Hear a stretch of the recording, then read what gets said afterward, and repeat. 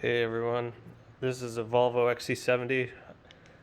Just changed out the fuel pressure sensor. It's got the 3.2 liter.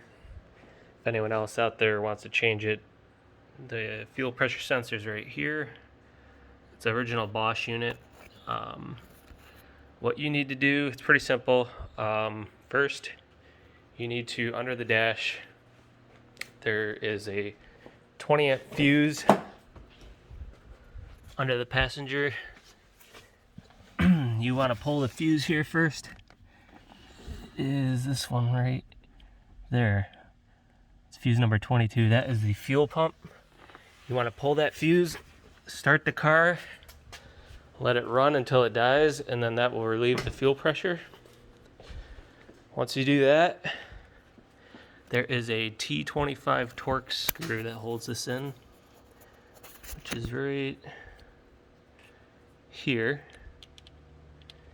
And what I had to do is I just took a little 1/4 inch wrench here with a T25, kind of taped it to it.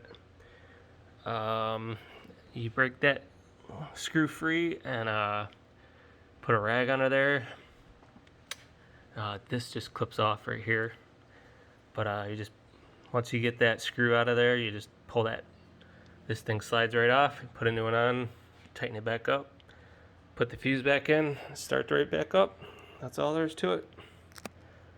Again, this is a 3.2 liter inline 6. It probably applies to XC90s and S80s and any other Volvo that has this engine option. But there it is. It's pretty close. It's kind of a tight fit, but